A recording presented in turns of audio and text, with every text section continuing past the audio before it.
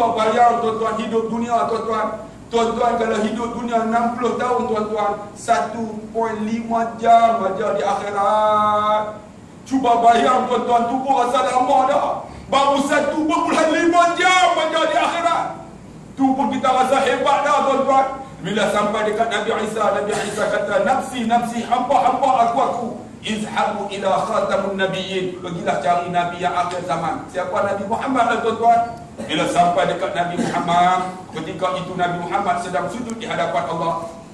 Bila sampai Nabi Muhammad tuan-tuan, kita kata, ya Nabi Allah, isfa' lana, beri syafaat kepada kami. Anta Habibullah, kamu kekasih Allah. Allah, Nabi Muhammad angkat kepala. Bila angkat kepala, dia tengok kita. Nabi kata, hadza ummati, itu umatku. Siapa yang Nabi mengaku umatnya? Bila Nabi tengok tuan-tuan, wajah Nabi, umat Nabi Muhammad bercahaya. Masa hidup kita pernah ambil wuduk tuan-tuan, tapi ada di kalangan kita duduk Sungai Duri tuan-tuan, masjid ni jejak pun tak. Jejak pun ketika Jumaat aja, tu pun duduk kaki lima tuan-tuan. Macam mana nak dapat syafaat daripada Nabi SAW? Ada kuliah mai pun tak. Bagaimana nak dapat syafaat Nabi SAW?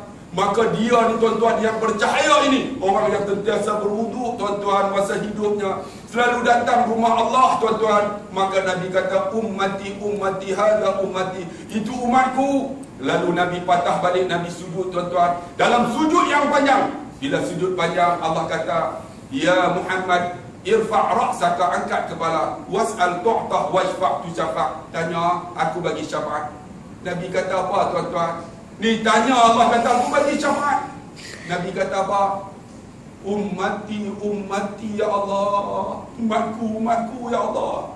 Nabi tuan-tuan dia tak sebut ya Allah bagi aku lah masuk syurga ataupun isteriku, tapi Nabi sebut umatku, umatku ya Allah. Lalu Allah kata, man kana fi qalbihi misqala qardalin minal iman fa akhriju minan nar. Barang siapa di kalangan umat kamu ada sebesar tuan-tuan biji gandum iman, syairun minal iman, keluar mereka daripada neraka. Siapa yang ada sebesar biji gandum, mereka keluar daripada neraka Allah, masuk syurga. Umat Nabi Muhammad. Saya nak tanya tuan-tuan yang duduk dalam Sungai Duri ini, siapa yakin dia ada sebesar biji gandum iman? Bangun.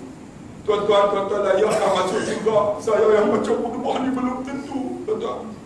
Siapa yang rasa tak ada, dengarlah khutbah ni tuan-tuan. Fikir tengok bagaimana kita nak masuk syurga Allah. Ada di kalangan umat Nabi Muhammad disebut dalam Sahih Bukhari, mereka tak tahan dah tuan-tuan dengan azab api panas. Mereka meluru dalam neraka Allah. Mereka terjun dengan sendirinya tuan-tuan. Cuba bayang yang terjun itu salah seorang yang berada dalam masjid Sungai Duri ni, tuan-tuan bayang tengok. Kemudian Nabi patah balik, Nabi sujud lagi. Allah kata, irfa' ra'saka, angkat kepala, was'al tu'tah washfa' tusyafaq, tanya aku bagi syafaat. Nabi tak kata ya Allah bagi isteriku masuk syurga, tapi Nabi kata kali kedua, ummati, ummati ya Allah, umatku, umatku ya Allah.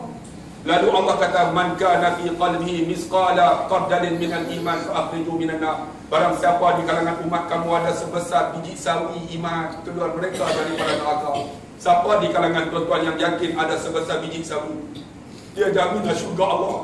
Kalau tak dengar khutbah ni sampai habis tuan-tuan, lalu masuklah syurga Allah orang ada sebesar biji sawi. Nabi tak masuk lagi, Nabi patah balik, Nabi sujud lagi. Allah kata, irfa' ra'saka, angkat kepala, aku bagi syafaat. Maka Nabi kata kali ketiga, bukan aku nak masuk syurga. Nabi kata, ummati, ummati ya Allah, umatku, umatku ya Allah. Maka Allah kata, man kana fi qalbihi misqala dzarratin minal iman fa akhriju minan nar. Barang siapa di kalangan umat kamu ada sebesar tuan-tuan atom iman, masuk mereka dalam syurga. Tuan-tuan ada tak sebesar atom? Kalau ada tuan-tuan, jaminlah syurga Allah. Saya belum tentu tuan-tuan. Lalu masuklah mereka yang ada sebesar atom, masuk dalam syurga. Nabi patah balik, Nabi sujud lagi tuan-tuan. Allah kata, angkat kepada aku bagi syafaat. Nabi kata apa tuan-tuan? Di akhir sujud yang keempat, ya Allah, man kana min ummati qala la ilaha illallah dakhala al-jannah ya Allah.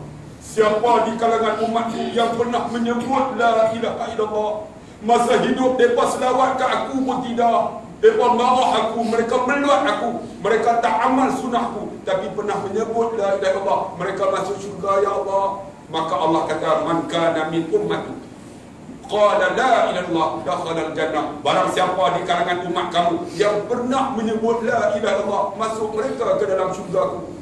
Tuan-tuan bayang, akhirnya keluar daripada neraka bukan umat Nabi Muhammad saja. Seluruh umat yang pernah menyebut la ilaha illallah daripada Nabi Adam sampai kepada akhir zaman masuk syurga Allah.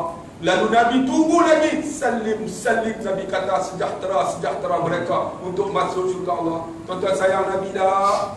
Kalau sayang, marilah bersama-sama dengan saya khutbah yang kedua ini kita berselawat kepada Nabi junjungan besar, supaya dengan kita selawat ini mendapat syafaatnya di akhirat esok, tuan-tuan, untuk minum telaganya, telaga Kausar, dan untuk masuk ke dalam syurga Allah bersama dengan Nabi kekasih Allah Subhanahu wa taala. Allahumma salli ala Muhammad wa ala ali Muhammad kama sallaita ala Ibrahim wa ala ali Ibrahim wa barik ala Muhammad wa ala ali Muhammad kama barakta ala Ibrahim. Inna Allah wa malaikatahu